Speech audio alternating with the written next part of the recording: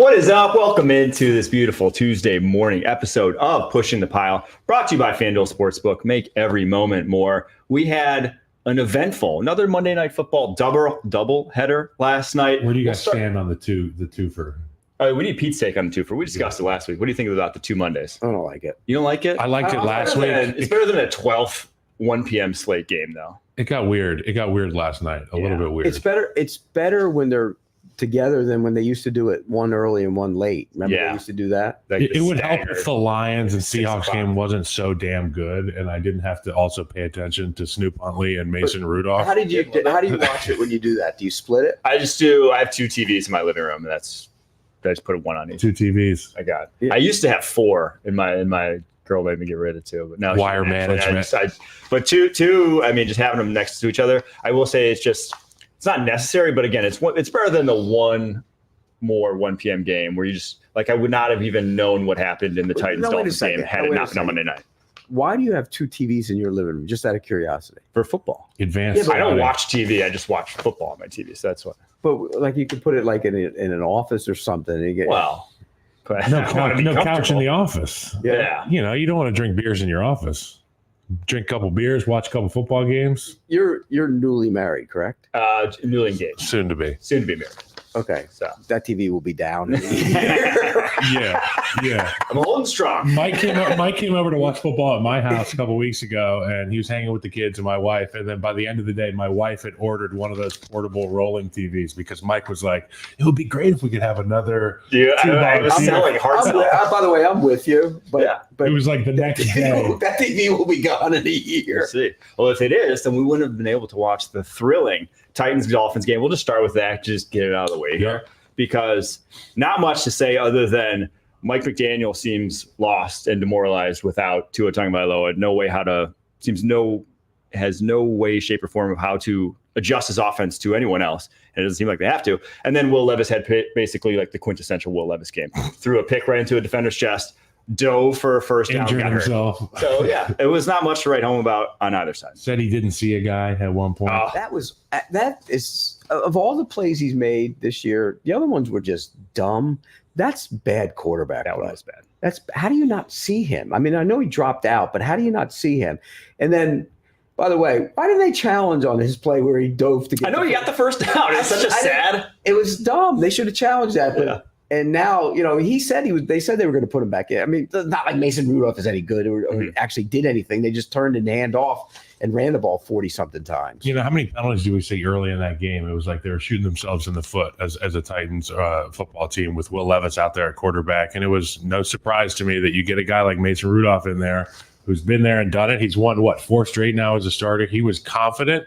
He looked to be he wasn't panicking in the least. He was getting the ball out on time, running it when they had to run it. I give credit to that offensive line as the game went on. But Will Levis, it was like if you were unsure about Will Levis coming into this game, you watch it and you say, I'm not quite sure that this guy, is he a method actor playing a quarterback? I wanted to see him. I didn't want to see him get on. I wanted to see him play because you would have known. I think that's the situation where you find out if he comes out from underneath it, which he's done before. He did it against Miami last year when in prime time, or was he going to finally curl up in the fetal position and that'd be the end of it? You know what I mean? If he had gone out there and thrown 2 or 3 more interceptions, then I think they might have actually taken him out. Mason Rudolph didn't do anything. No, but I mean, he didn't do anything to hurt their chances of winning. I mean, they went out there and won the football game. The question is, Levis healthy, he's your starter, right? That's it. That's flat out. That's it at this point. I don't think there's any debate.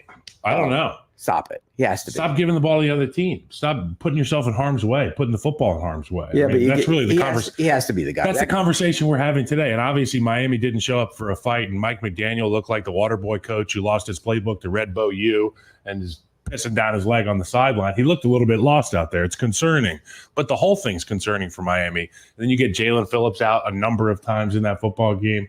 You don't have a chance on defense either here with the way that the Tennessee Titans were doing it offensively. But I'm still not convinced. I was giving him the benefit of the doubt as the beginning of the season rolled on. But after last night, the interception he threw, hero ball again gets Will Levis hurt, diving on the sideline, extending his arm out. Yeah, but I just don't know. If somebody else did that and they dove for a first down, they'd say, "What a great effort!" No, they would have the wherewithal to tuck the ball away and not reach it out on their arm. That's how you get hurt. I think you go for a first down. That's I have no problem with that. The interception drove me. Of all the plays he's made the entire season, that's the one that bothered me the most because you have to see that. Well, for Miami, it was obvious that they were outmatched on the offensive side of the ball early. And you know what? There was a point in the pregame where I was like, I really think Mike McDaniel will have something cool up his sleeve for Snoop Huntley and these speedsters at Miami. And you saw the end around with Tyreek Hill, and he got the corner, and he got a big explosive play at the beginning of the game. And I was on the edge of my couch, like waiting to see more of that. And as the game went on, it just looked like to be an inept offense. It was something that couldn't even get started for Miami. What did you notice from that offense? It was primitive is what it was. I mean, they didn't try anything. I mean, you got speed on the outside, and you get creative, get bubble screens, get stuff into Hill's and Waddle's hands. I think they didn't do any of that. Get A-Chain in the passing game. I mean, I didn't like anything they did, but I'm concerned about Miami from a bigger picture. Tua's not there. Fine, they'd be a different offense if he was there. But what about the offensive and defensive lines? Yeah. I mean, you're getting run on by a Titans team that was having problems last week against Green Bay. They couldn't do anything. They couldn't protect the quarterback. And yet they ran the ball right at him the entire game. Miami, let's be real. Miami doesn't practice like some other teams do. Now, nobody practices like they used to. What do you mean by that? It's very loose. It's very easy going. I'll give you an example. When the Commanders came and practiced with him, I was there that day. Getting ready to practice. They start practice. Commanders in full uniform, the helmets on. Some of Miami's guys, no helmet, almost like in shorts. It's more like a mental day. But it wasn't, though. Yeah. So I think I've said this, and this is the perception of Miami around the league. You guys have heard it. Soft. Lax. Yeah. Yeah. I mean, it's pretty, but not soft. what you want to be in the NFL. No, hell no. But like when you lose, the injuries, they've suffered a ton. Offensive lines, like all backups at this point. Obviously, you're on your third string quarterback, so it's not that side of the ball. But defensively, this is what happened when you lost Christian Wilkins that people were worried about. It's like they were already not that great with him. Void in the middle. And it's like now without him, they really have no recourse. So, and then on the other side of the ball, you're watching this Sweat character, this rookie from the Titans. And Simmons is on the sideline, so it's just Sweat out there in the middle. And he is absolutely holding his own, knocking back the line of scrimmage. And there was a point in the game where he had run so many sideline-to-sideline type action plays that the guy's just walking to the football. I think it was like play 70 for this guy, Sweat, on the field. I was so impressed with him early. If they can get him to play for 4 quarters, he is such a manimal in the middle. He's a beast, but I shuddered. I was there in the summer, and I was talking to some people about him, and they got his weight down, by the way. Yeah. But already in 4 weeks, or since then, it's probably been 7 or 8 weeks, he looks like his weight is going back up again. And you know how people get all players. We always talk about fat ball season. Players gain weight during the season. Muscle mass goes down. They got him a dietitian there, and he was taking home the right food and stuff, but then they saw him taking home like 7 full Gatorades full of sugar. They said, well, if you're going to eat the good stuff, you can't take that with you and drink that. So making sure he gets his sugars in. He's got to keep his weight down. Yes, he does. All right, that was a lot more than I expected to talk about Titans offense. Well, we got it done. All right, Seahawks Lions, the actual, meat and potatoes of last night, 42-29. Lions offense that had been so quiet through 3 weeks. You're kind of like, when's it going to come on, right? Because Jameson Williams looked like, kind of the number one that they've never had there on the outside through 3 weeks, but then the offense still wasn't quite there. This was kind of the Detroit Lions offense that we know and love with Ben Johnson. Yeah, shot out of a cannon. It starts up front with this offensive line for Detroit. You go out there in your first drive and you run the ball. I think they had like 65 yards on the ground in the opening drive, and it was different backs. It was different schemes, and just the one thing that was the same is that offensive line was rolling guys off the line of scrimmage. We saw Graham Glasgow in there at center, obviously Ragnow out, and I thought that was going to be a big deal having Ragnow out for that game with the pieces on the bench or, not on the field for Seahawks on their defensive line of scrimmage, but they dominated. I mean, it was a dominant performance from start to finish. Pete and I were talking about this before the game or before the show. I wonder what the number is in terms of your winning percentage going up when you run the football into the end zone with a running back. Line up, hand it off, and run it in. Detroit did that a number of times last night, and no matter how many points Seattle put up, it just felt like it was never going to be enough with this Ben Johnson offense. Jared Goff was incredibly efficient. I think he was perfect last night. 18-18. He was 18 of 18, and he was maneuvering the pocket well. He didn't look to be panicking. when the rush did get there, which was a rarity. But when it did get there, he was staying calm and delivering strikes. Yards after the catch, such a big deal for this Lions team, and it was so much fun to watch. And I got to tip my cap to David Montgomery. That guy runs the ball so hard. As an offensive lineman, if you're going to pick a type of running back to run your offense, you want a guy like Montgomery because he's going to hit the hole hard. He's going to make one cut, and when somebody does go to try to make a tackle on this guy, he's going to make him pay. There are a couple things that you have to take into account. Seattle's defense was decimated. I mean, how many guys that would have been? Byron Murphy out. You had Leonard Williams out. You had Chet Amos out. You had Boye Mafe. Yep. So you're starting D-line. That's your defense. That's it. And that was the difference in the game. Right. Yep. Obviously. But the flip side of it is the Lions secondary, for all the assets they've put into it, hadn't been as good. I mean, I know they haven't. They had the game against the Rams in the second half, gave up a ton. Then they got better, but again, last night it was back to being what they were, and they had problems. Davis was pissed, and Carlton Davis just could not guard. He was pissed. He could just tell it was a genetic opposite of a lottery. He got called. They got called for a bunch of penalties. They got to tighten that up in the back end. I think that's been a little bit of a problem. We'll see. It's very young too. So guys, Davis was lucky he didn't get ejected. Honestly, yeah, he did. He put his hand on the official. way he was touching the official, yelling at the official. Yeah. The yelling would have been strike one. You put your hand on me, it's strike two. Right, and then I'll make up strike three. You're right. I would have got him out of it. I will say though, Derek Hall for the Seahawks had himself a nice day. Looked like the only guy who showed up on that defensive line. I also think Tim Patrick, the addition of him to this Lions, is underrated addition, especially like in the running game. They use him as that kind of walk-in wide receiver who can then block a linebacker in the running game, and he can do that at 6'5". I love their 1-2 punch in the backfield too. I mean, it's what you mentioned, that the sledgehammer, and then you get the guy boom through the hole, and he's making 15 yards. I mean, that's a big difference. Yeah, but with Seahawks, it's just like all those injuries, I'm not taking too much away because, I mean, the game plan was just run, play action.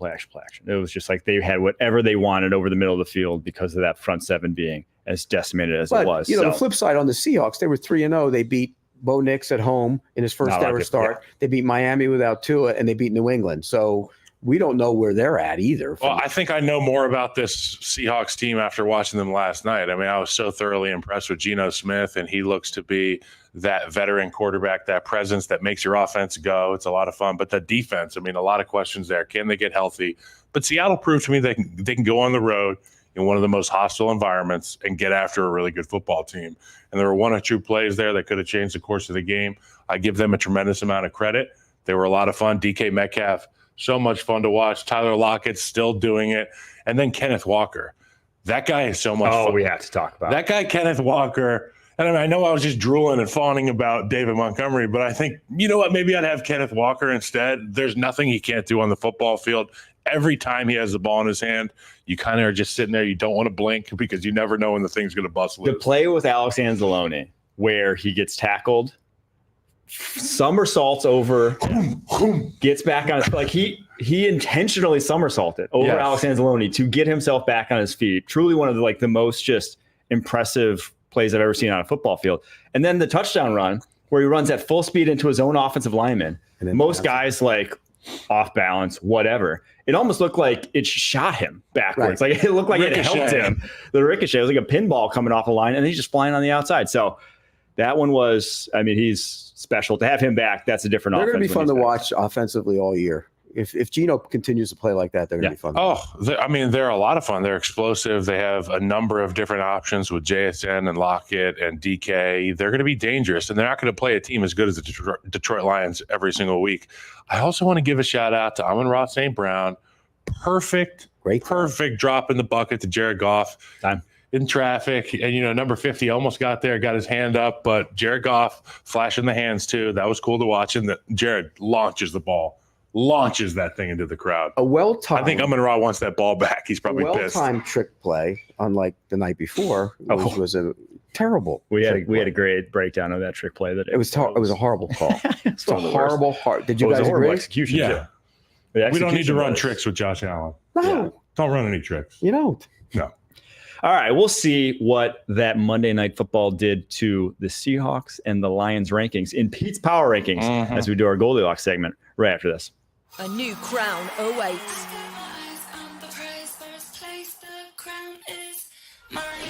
Brilliantly taken The journey to become European football royalty has begun. A stunning goal. The UEFA Europa League on CBS Sports Network and stream every match live on Paramount+. Power Rankings Tuesday. Who's too high, who's too low, and who did Pete get just right? We'll tell you the top 10 here first and the bottom 5, as we always do. Started off, Kansas City Chiefs hold strong at number 1. Minnesota Vikings at number 2. Your lone undefeateds at this point. Somewhere Mercury Morris is very happy with that. RIP. It's heaven. Houston, that's where That's the it has to somewhere. be. Yeah. Houston Texans come in at number 3. Tampa Bay Bucks at number 4. Detroit Lions at number 5. Baltimore Ravens, number 6. Buffalo Bills at 7. Commanders at 8. Shooting up into the top 10. Pittsburgh Steelers fall a little bit to 9. And the Green Bay Packers round it out at number 10, 2-2. That means no more Seahawks in your top 10 after yesterday. Bottom 5. Miami Dolphins making their very first appearance in the bottom 5, all the way down to 28. Cleveland Browns at 29. New England Patriots at 30. Carolina Panthers at 31. And then the Jacksonville Jaguars, your lone defeated team at this point at 0-4, rounding out the rear at 32. Yikes. Pete, you want to just talk about the Jaguars just for a second, just because I know you love talking about them. Oh, I did 2 hours last night of radio in Jacksonville and just blistered them all and said they need to. The problem is the talent. Okay, It is. It's a talent depleted roster because tried to say Trent this. Baalke has been there forever and has not done enough to make that team better. And what they're doing to the quarterback, all anybody talked about with that quarterback was, well, he didn't turn the ball over. He can't turn the ball over. He's not turning the ball over. But he ain't playing quarterback either. So I said this yesterday. He's making the correct decisions and operating the pocket very well. He's missing throws. It's not accurate. Worse than any other quarterback besides He's Anthony a Richardson in the long NFL. strider, you know that. Yeah, And we when talked you're a about long it. strider and you have protection issues, your mechanics wane, and his mechanics have waned. He Long missed strides, high Tall throws. Yes. QBs that stride, your head is up and down a lot. You don't want to be that. And he missed he missed Thomas for the long touchdown. He missed Kirk for the long touchdown. So he hits those plays. But having said all that, late in the game, Keep talking about long strides. I'm going to show that. late in the game, when they Keep talking. Right. I'm going to get So- between you guys right here.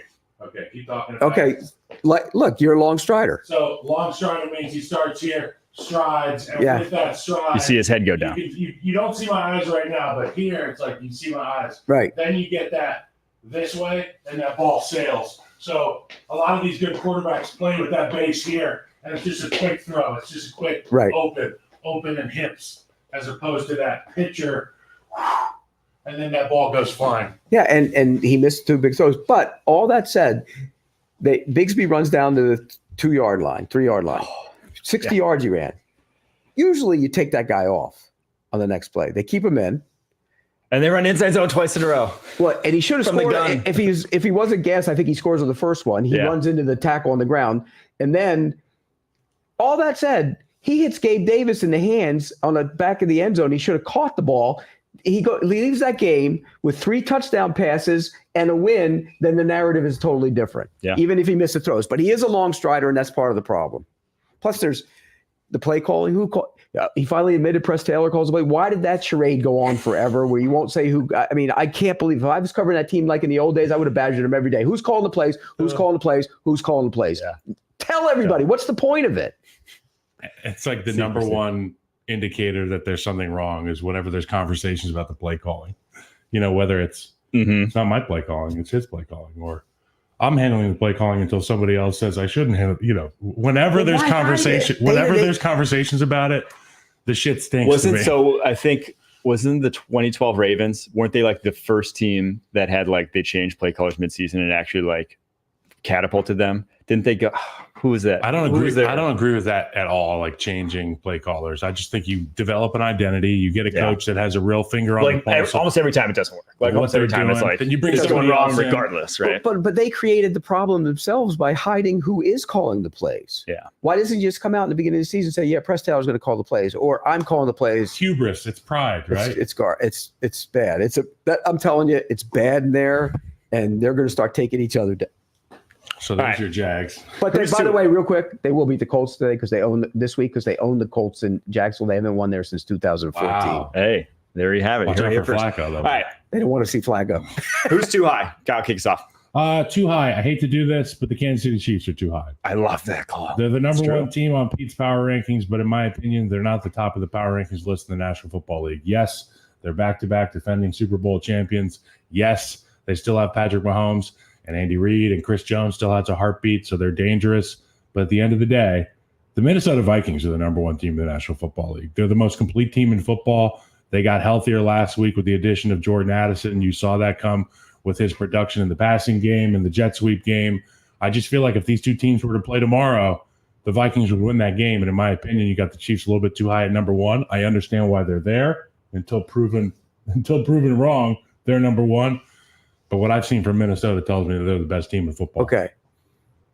If the Chiefs and the Vikings played on a neutral field and your life depended on picking the right outcome, who would you pick? This week, Yeah, the Vikings. I wouldn't. I'd pick Patrick Mahomes. I'd probably pick the Vikings. And it would be a great game. And it would definitely be a great game. Okay, because of look, Patrick we're Mahomes. gonna sit here and we have to give Sam Darnold all the credit in the world. We have to. He's been fantastic. But at the end of that game the other day, then you start saying to yourself, is this Sam Darnold becoming Sam Darnold again when he Oh, yeah, that whole game, I thought. I mean, we're talking about the Minnesota first Vikings, drive. not the Sam Darnold. But the quarterback is the guy. He's the guy. There's too many guys open in that offense when you have Addison in there. There's so many for him answers. almost to mess it up. But he almost did. Yeah, he almost did. He almost did. And in credit, by the way, I want to give credit to Kevin O'Connell because not a lot of coaches would have did what he did. He turns the ball over. They score point blank, get the 2-point conversion, cut it to 6. He threw the ball 6 of the next 7 plays. Yeah. Most coaches curl up and go into fetal position. Yep. They didn't. They allowed him to throw the football, went down, got the field goal, game over. That's confidence in your quarterback. Right. So, I mean, it's confidence in you, too, in your system. Well, in your scheme, in your roster. They've built a great roster there in Minnesota. That's why they're winning. And really, it's not about Sam Darnold. It's about the roster in Minnesota. It's about the coordinators on each side of the ball. It's complementary football. They could have ran away with that thing last week against the Packers, in my opinion. I think they got a little bit conservative on the coverage aspect of the game. They opened things up for Jordan Love, but Minnesota's number one. This Chiefs a little bit too high for me. All right, my team that's a little too high. Kyle, you're going to love this. Chicago Bears at number 14. You have them ranked ahead of teams like Atlanta, Philadelphia, the Jets, the Saints.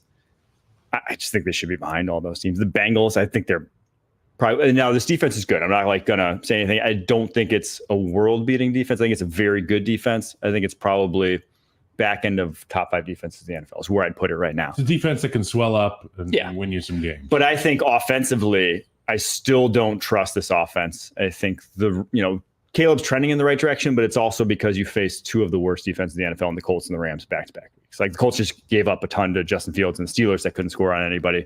The Rams, obviously, we know their struggles on the defensive side of the ball this year. So I just don't trust that side still. And I think that 14, again, I'm putting them behind teams like the Falcons, teams like the but the Falcons the Falcons you talk about a team that didn't do anything on offense the other day. Oh, yeah. I mean, there's concern. There's all those supposed weapons that they have, and their multi-million-dollar quarterback. They got a defensive touchdown and a special teams touchdown. I mean, they're not scoring either. So look, you could make a case, flip them around a little bit. The Jets, I moved the Jets down because look, the Broncos go in there and beat them.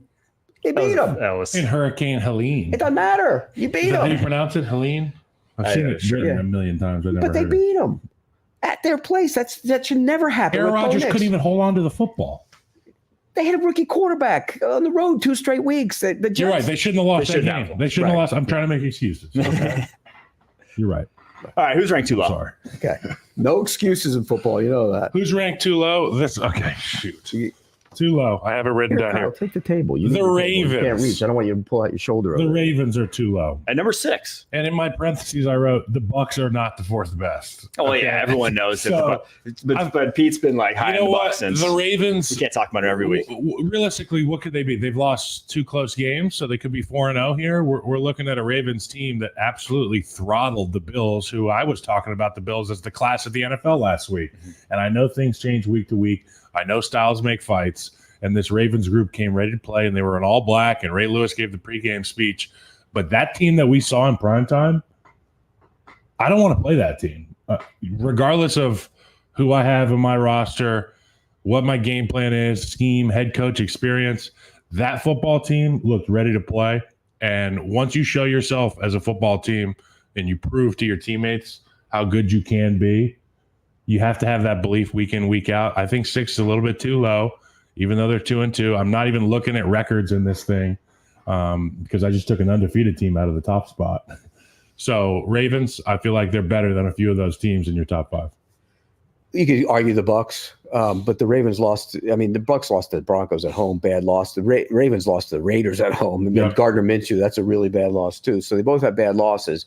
They had the perfect storm the other night. But they had the lead in that They got game. a team coming off a Monday nighter on the road. You're at home, short week, so it was the perfect storm for them. They look, it's a bad They had matchup. every reason It's to a get bad up for that matchup for the game. Bills because they're not physical. They're not a stop the run kind of defense, so they rammed it up right at them the whole game. And so, yeah, but I can see your case. And I liked what they did with the offensive line. That's what I think that's the biggest getting thing. Macari at left guard, getting Rosenblum. Rosengarten. I haven't gotten his name right once, Yeah. but it's Rowan Gardner, Rosenblum, Rosengarten. He did good job at right tackle. And I like what they did in protection, keeping Lamar clean. And obviously the running game just looks to be, they're in lockstep with that running game. And Derrick Henry very much so. looks like he's 23 years old. It's So amazing. Look out. Their O-line from week 1 to week 4 is like the biggest upgrade, in my opinion. Just like how they played versus the Bills versus how they played against the Chiefs, night and day, truthfully. And I think their best 5 is now out there. And I like what they have going forward. Rosengarten's like, since then, has looked great the past couple of weeks, actually, at right tackle. So I agree. I don't think I gave him enough credit, and it's because I didn't believe that offensive line was going to turn things around the way they were. So I think 6, though, is about right for them. Plus, they had problems against the pass the first couple of weeks, and Yeah, kind and of then tightened that up a little bit the other day. Their secondary was lights out against the Bills. Yeah. Yeah. All right, my team that I think is a little too low. It's the other AFC North team, Cincinnati Bengals. Now, yeah, they have 1 win against Carolina Panthers. Agree with you. But this offense is back. I agree. This offense is flying the past 2 weeks. I think that's, the defense isn't good. And they have a lot of injuries right now along the defensive front that when you get some guys back, BJ Hill, Miles Murphy, it will be better. The secondary is good, though. So if they find ways to, whether it's via blitzing more or whatnot, to start getting pressure on opposing quarterbacks, I think the secondary will hold up to things like that. And I just think this team's better than the likes of like the Colts, who are ahead of them at this point, the Chargers, the Broncos. I just think this team could put up points on anyone now with T. Higgins and Jamar Chase back, that we'll see a better Bengals team than the 0-3. I would agree with you. But it probably should be a little. I mean, but their defense is bad. I mean, D-line's bad. They're No bad sacks. right They're like they're not able. now. I mean, to get Andy to the quarterback. Dalton threw it around the other day too. I mean, it was not nobody. They're not stopping anybody. That's my concern with that. I'll say this: I don't think we're making a big enough case about the fact that Joe Burrow's back. He looks good. Yeah, he does. Yep. Like, we're kind of glossing over that because we have to give our kudos to Jaden Daniels, and we're talking about Justin Fields and a handful of other quarterbacks, but Joe Burrow hasn't gone anywhere. He's still himself. And to your point, T. Higgins back, Jamar Chase hasn't been anywhere. They look great on offense. They just have to stop a nosebleed, and they should be able to win some games. I think the O-line actually the past 2 weeks, it looks good. I mean, it looks like better, and they're actually running the football as well. So we'll see if that continues. But yeah, I think And they haven't played a division game yet. Yeah. No, they could we talked about this that. last week. I mean, they kind of rolled. They could go 6-0 in the division and still miss the playoffs. The last team to do that was the 2010 Raiders, I believe. They ran their division. But if somehow they were to beat the Ravens twice, they'd probably win the division. Yeah. But it's just crazy that you could go undefeated, win the AFC North, and not make the playoffs. Yeah, get a banner somewhere. All right, who is ranked just UCF national champ. right? Kyle. Just right. The Buffalo Bills. The Buffalo at number Bills 7. Just right. I'm not panicking on the Buffalo Bills for the reasons that Pete just laid out. It was a short week, going against the Ravens. That was a massively emotional win for Lamar and that Ravens team. But when I think about the Bills, I like what they do offensively. I still like their offensive line. I still have concerns about that defense. Obviously, the middle of the field without Matt Milano, we've been talking about it all year. It's a reason they weren't in my top 10 going into this season. But Josh Allen is playing MVP level football. Don't even blink. Don't even think about this last performance because they're going to pick up their dribble next week. Not panicking on the Bills. I think they're right where they need to be at 7, and they're still dangerous. They still have an opportunity to make a run at this thing through the AFC East. We'll know more about them this week. They play at the Texans. Yep. Yeah. I mean, but I think they match up better with the Texans. The Texans aren't really They're not going to particularly be as Nixon's- physical. Yeah, and Texans have offensive line issues like you wouldn't believe, and so I think they match up better with them than they would against the Ravens. So that'll be a good test for him. I'm not giving up on him. Ed Oliver needs to start playing better. I mean, he got blocked all night, and he's the guy. He's got to be better in there. You get one of those. You can't string them together for 2 weeks. Ed Oliver's been good. I think he has an opportunity to go and make some huge plays against Houston, and then next thing you know, we forget about it. Right. So. All right, my team that I think is ranked just right, Denver Broncos at 17. I think this defense has not gotten enough love. We talked about them shutting down the Tampa Bay Bucks a couple of weeks back, shut down the Jets, obviously, this past week. Now, the rain had a big part in that. But even like the touchdown the Jets scored was aided by in my opinion, pretty questionable PI call on Riley Moss. These corners for Denver are the real deal. And what Vance Joseph is doing, I mean, everyone's talking about Brian Flores, but Vance Joseph is like the closest thing to Brian Flores and what they're doing from a blitz package perspective. They're getting a ton of pressure on opposing quarterbacks and defense covering guys up on the backside too. Yeah, with a bunch of guys that nobody even knows up front. Those guys are getting after the quarterback. I mean, even Stranad played the other day, and he went in and played linebacker and did some good things for him. I mean, you're right. Vance Joseph's doing a heck of a job with that defense. Zach Allen's playing out of his mind. I think I see them and the Bears. The Bears at 14, Broncos at 17. They're like the same team, right? They're both. The defense can win them games at times. Quarterbacks just have to kind of like not lose them these games, and obviously both aren't quite doing that just yet. But we'll see if either one does. It's funny, we're talking about the number 1 overall pick and the greatest situation any quarterback has ever seen, and you're hoping he doesn't lose the game. Still a rookie. The rookies. Every rookie. I like what they did with the run game last week. Took the pressure off of Caleb. Didn't ask him to do so much to win football games. And what do you know? You get a W at home, and you're 2-0 at home. So don't panic. Don't listen to Pete. All right. I'm not panicking. We're not panicking. We're going to take a quick break after this. We're going to do some quarter season awards. Next. It's a team almost too good to be true. You guys ain't ready for us. Kick your game day off right as the Tops team tackles all the biggest headlines around the league. Who's got 2 thumbs and loves this next segment? Sunday mornings on CBS Sports Network. Quarter season awards, even if it's not quite quarter season, 18 weeks, we're 4 weeks in, 4 games out of 17, whatever. There's no quarter poll anymore in the NFL, unfortunately. But we're going to go through comeback player of the year, O-Roy, D-Roy, offense player of the year, defense player of the year, coach of the year, MVP. And then we're going to do our little draft at the end, have a quick new take on this one. No position groups. We'll get to it at the end. You guys will find out. All right, comeback player of the year. We all have the same one. Yep. It's boring, but there's really no competition here. It's Aaron Rodgers. Yeah. He's played really well. Nathaniel Hackett's offense has been an abject disaster. I don't think I find it crazy that they kept him around. I know why they did, because he's Aaron Rodgers' best friend. That's your boy.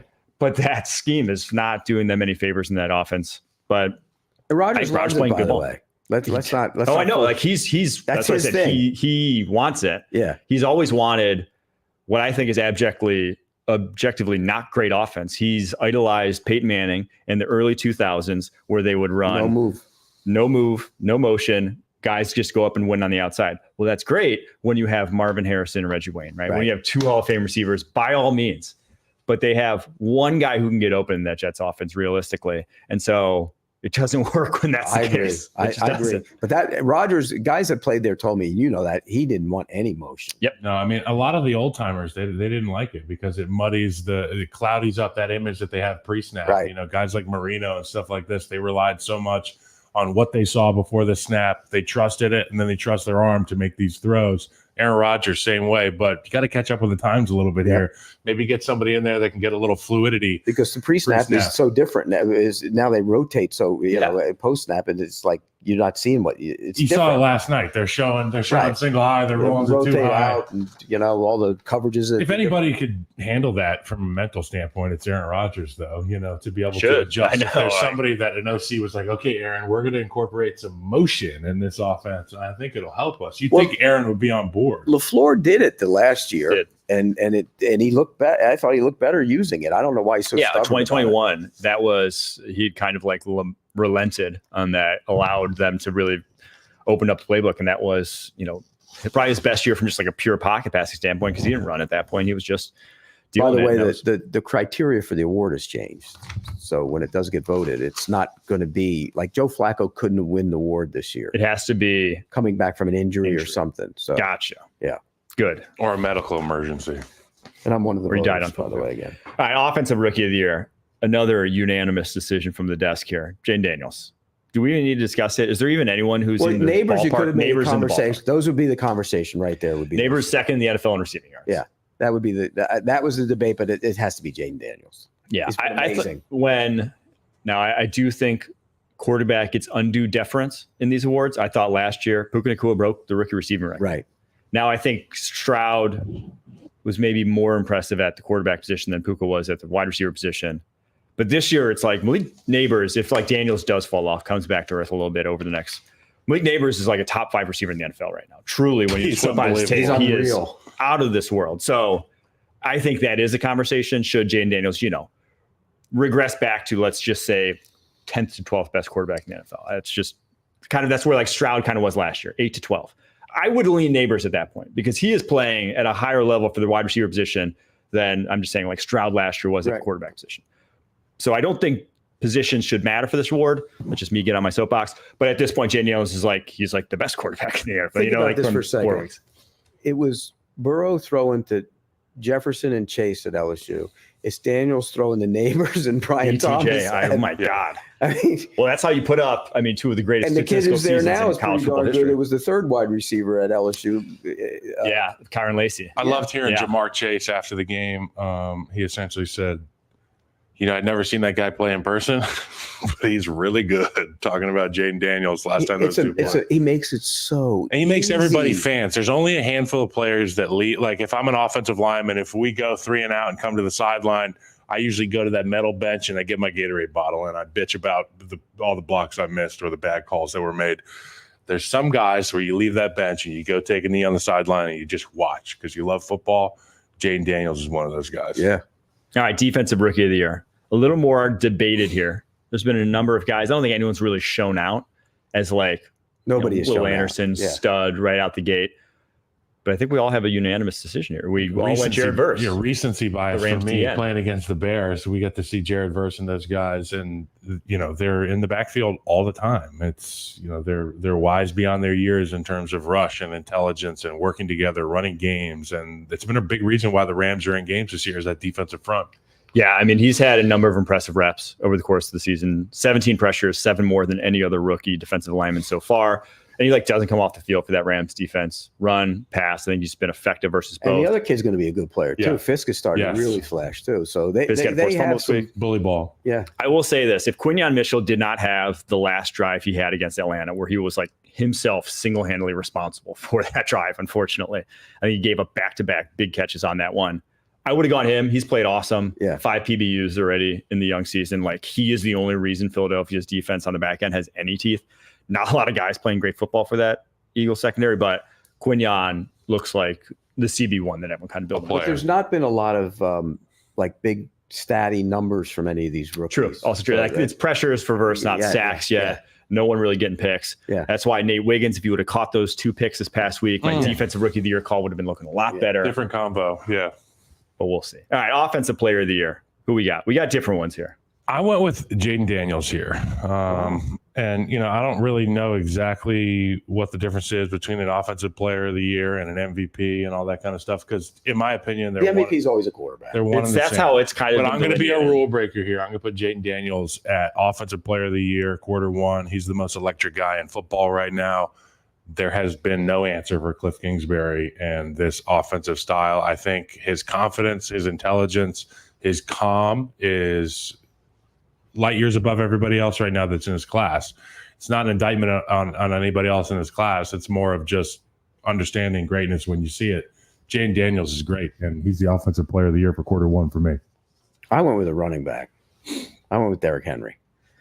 I think he's been a beast the last 2 weeks. He's averaging 6 yards a carry. 6. Yeah. And granted, he had the long run, so it skews it a little bit, but he's been phenomenal. And normally, me, I one of those guys that thinks running backs are all replaceable. Pick one up off the shelf and put another one in, and a lot of times it is. But he fits with what they want to do, physical, and he looks like he's younger than he was 3 years ago. I couldn't believe he didn't have more of a market this offseason. Like, it just, if you've watched him over the course of his career, he's almost like, I don't think he's aged. Like, you said he's younger than he was 3 years ago. It's just the Tennessee offensive line went in the absolute tank. He was still, Derrick Henry. Like, he's, and obviously you're seeing it now with the Ravens. So, yeah, that one's hard to argue with, in my opinion. I went, though, with Nico Collins, leading the NFL in receiving yards by 102 right now. He has 488 receiving yards. It's a little early for on-pace stats. He's on pace for over 2,000 receiving yards this season. He's been phenomenal. He's been Offense runs through him. Yeah, and everyone thought, like, oh, they got Diggs. Mixon and Pierce, it's like, you just assume Diggs is like, oh no, Diggs is not the number one there. Nico Collins from day one has been the guy that CJ Stroud's looking to every single week. So yeah, Nico Collins has been awesome this year. And a physical specimen, and the rare physical specimen that actually fits the billing.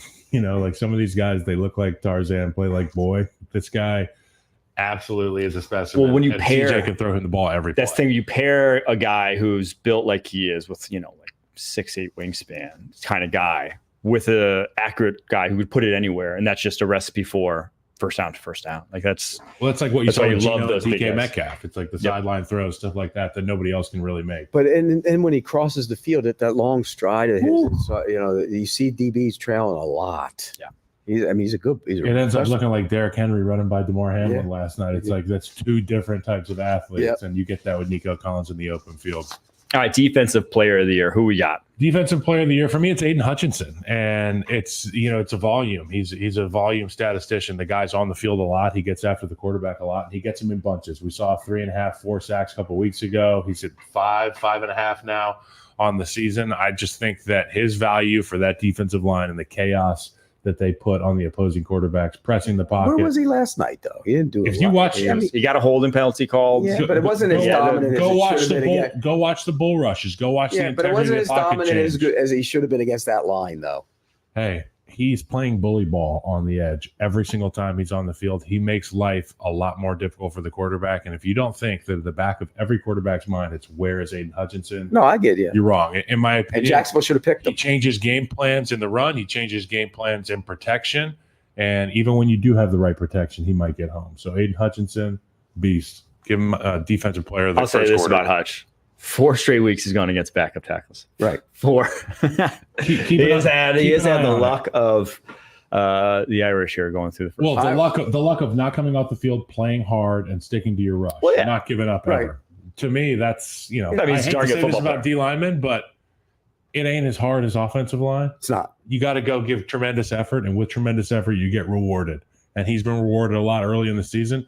I think it continues because of the Ben Johnson offense and the success they have putting points up. They're going to have ample opportunities to rush the passer. He'll get some wins against some starting tackles too, Mike. I went with Fred Warner. I think he's been phenomenal. And the play he made the other day, leaping for the interception, getting up and running it back for a touchdown. He's all over the field. And remember, this is a team that's had problems with their defensive tackles, and this guy still can get sideline to sideline. I still, the best way to attack him is to run at him, obviously, but he's been outstanding. So I made him my defensive player. I have Fred Warner as well. I said this on the show yesterday. I haven't seen a linebacker play like this in a while. It's been almost a decade. Yeah, it was like prime Kuechly, prime Bobby Wagner, prime Patrick Willis. It's been a while since we've seen a guy really at this level. 2 picks, 3 forced fumbles, a sack. And then the crazy thing is he's only allowed 4 catches on 9 targets. Like linebackers usually are getting, high end percentage of their catches because it's a lot of stuff in front of them. No, not for Fred Warner.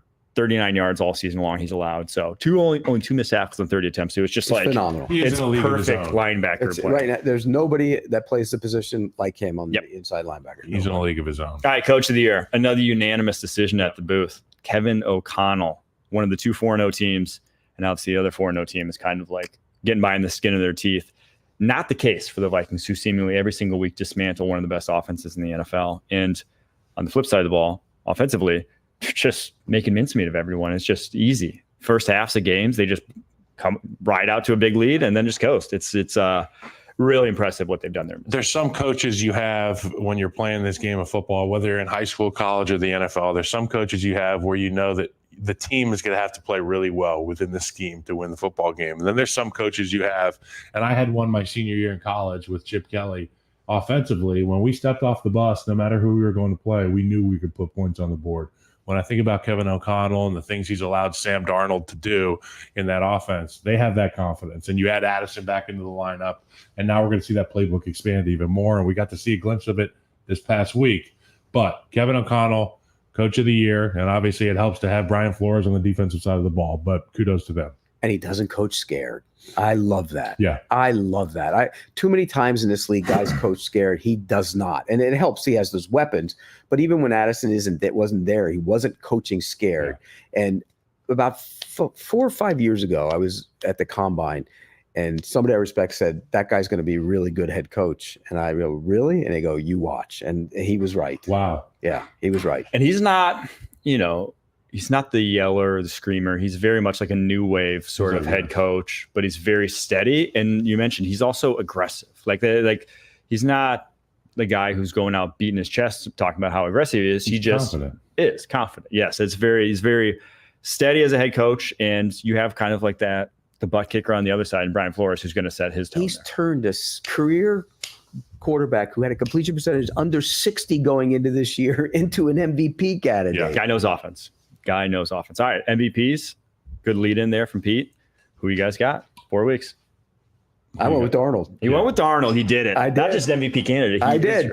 His 11 touchdowns is amazing. Think about that. And again, from under 60% going into 68, he's averaging 8.8 per attempt. He's getting the ball down the field. And yes, he has weapons, but Addison wasn't there for weeks. So I like what they're doing on offense, but I think he's handled it well. Having said all that, I am a little like in week 8, if we do this again, I'm not so sure he is going to be the MVP, but right now he's the MVP. For me, it's got to be Josh Allen. And I think about what happens to the team if this guy's not on the team, in terms of value. And the argument could be made for Jaden Daniels. And I wanted to have both these quarterbacks in this offensive award conversation. So I just gave the offensive award to Jaden Daniels. If you want to argue me on the MVP, go ahead. But I'm doing my due diligence to make sure we're good. Josh Allen, dude. Like the way Fred Warner plays the game of football, he's in a league of his own physically, mentally. I think one thing we don't give credit to Josh Allen for is his mental acumen, his ability to understand the game of football. He is as bright as he is freakish. He's gotten more accurate through the years. Obviously, a big loss against Baltimore, but this team right now is where they are because Josh Allen has been dominant. And the stats would have been better. You and I were talking about this earlier. There have been some blowouts. We've seen Mitch Trubisky in games, so it hasn't been Josh Allen for 4 quarters the entirety of the season. I think Josh Allen's the MVP, and without him, you don't have a chance at Buffalo. If you asked me this Friday, I would have put Josh Allen in there. I just think this weekend kind of flipped it a little bit for me. I went Jaden Daniels. They are leading the NFL now in EPA per play offensively. He's leading the NFL in EPA per dropback.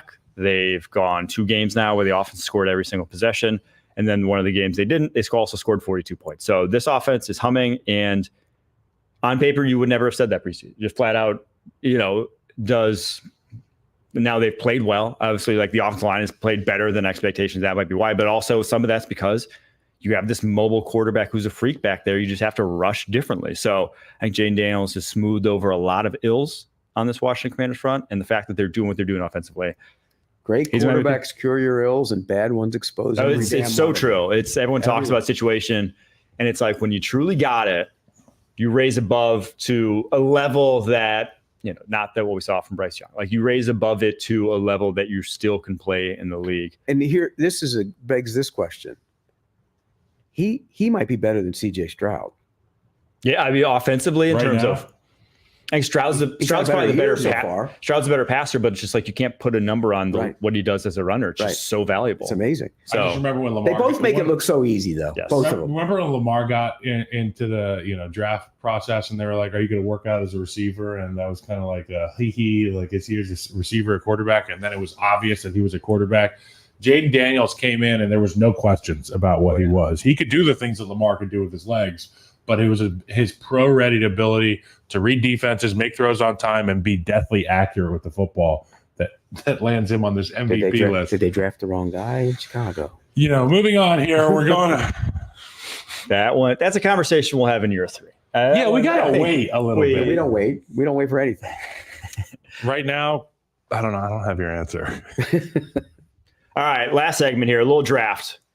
We've been doing, receiving cores, O-lines, blitz packages. This time we went a little bit different.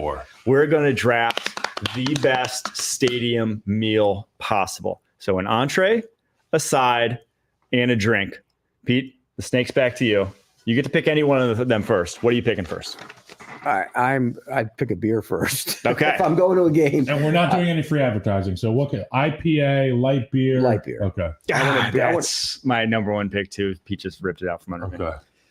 I'm gonna go specific. So do I have to start with a drink or can I start with a? You can start with any. It's a draft. I'm gonna start with Arrowhead Stadium's Mac Shack burnt end mac and cheese. That's what I'm gonna get. That's a side. You're going. No, that's the whole thing because you get burnt ends and so you that's get mac the and entree. cheese. So this that's is your my entree. So I get it's a heavy a entree. little bit of carbs. Yeah, but it's cold. But it looks good. If you're going to a game, If I ate that, I'd be sleeping at halftime. oh, buddy, there's no sleeping at Arrowhead. It's loud. You can't even close your eyes. You get scared open. You make the first down, you get scared open. So Mac Shack, burnt end, mac and cheese. That's my pick. All right, I'm gonna go bratwurst then. If we're sides, I don't think you guys are gonna take my sides. We'll see if you guys do. But bratwurst, not just the worst. I go kraut, onions, stadium sauce, the Miller Park special. Good toilets at that stadium. Miller Park. Yeah, I mean my body's used to it growing up in Wisconsin. God. So You ate a brat. Okay, I like a brat. A good Yeah. brat's good. You put sauerkraut. and raw onions.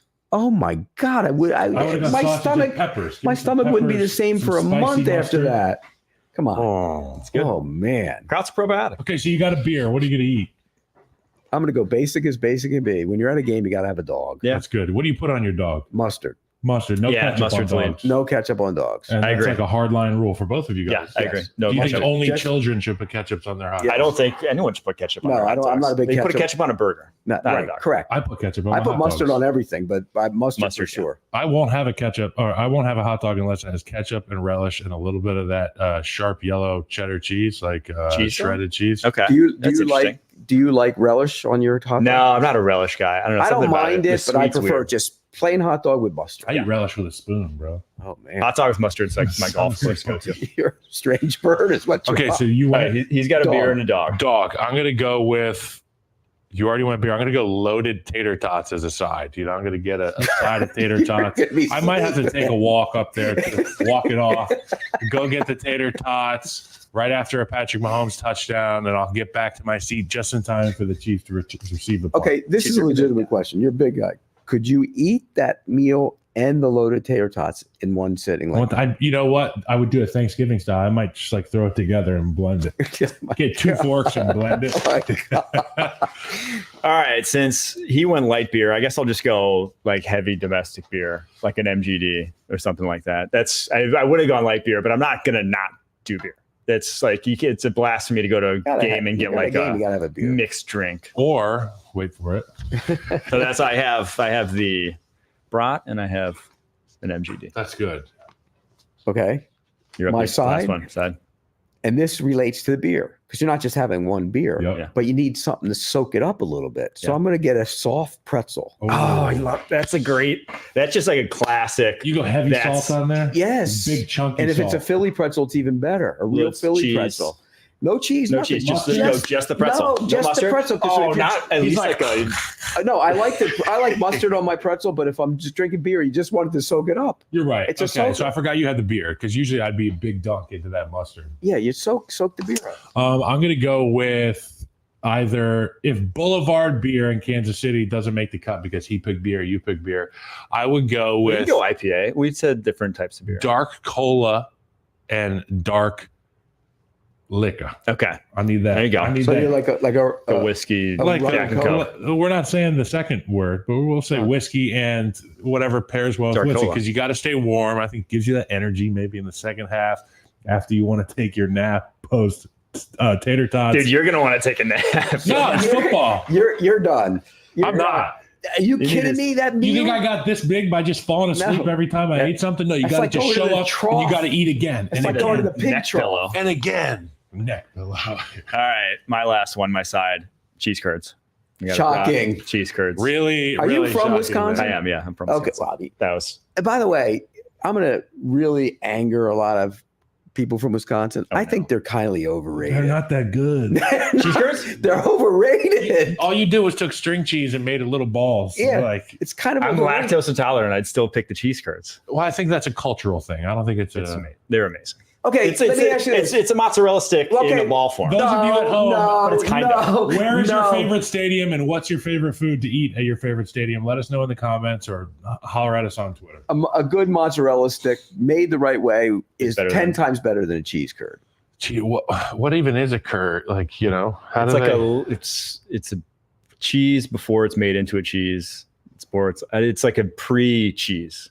Pre-form of cheese. It's like an Pre-cheese. earlier form of cheese. It's highly overrated. Sorry, Wisconsin. Here's the thing. Ugh. Like anything else, there's a big spectrum of cheese curds. So if you've had bad cheese curds, yeah, it's like getting bad French fries. Like there's very elite ones, and the elite ones Got it. are. Okay, do you eat Elite. the cheese curd like just plain or do you fry it? Because they serve them so fried. so fried. They're always Okay, like, but you you can get in eat that them plain. You can they're eat fried. like regular You can curd. eat just a curd, yeah. Yeah. So it's like Which- Both of cheese them are with a overrated. crusty, crunchy, Yes, fried yeah. edge. It's Yeah, it's basically like mozzarella fried stick, cheese, but the small. cheese isn't as good as the mozzarella. And you dip them in marinara ranch. They're elite. That's my side. People at Lambeau always seem happy when I would play there, and it wasn't just because they were kicking our ass. I think it was because maybe they were eating their cheese curds. It was the Maybe beer. they were elite. It was the beer. They The drank beer? a lot. They I drank a never lot got of to drink pregame. any beer there. I would have loved to have drank beer with those It's a guys. great place to go watch a game. I said so many horrible things to Packers fans while playing there. I would love to, break bread, break cheese, and have a beer with them one time. All right. Let us know on YouTube who you think won the stadium Burnt ends, meal mac and cheese. draft. Burnt ends, Whiskey, Traditional. oh. I'm very mac traditional. and cheese, tater tots, Boulevard beer. He has the quintessential dog pretzel light beer. I went brat, cheese curds, Very chalky. regular beer. I'm chalky. There you have it. Let us know. We'll be back tomorrow doing mailbag questions as always. 5-star review on Apple Podcasts with a mailbag question. We will for sure answer on the show. If not, just hit us up on Twitter when we call for questions. And Leger Doozable will join the show as well. So until then, keep pushing.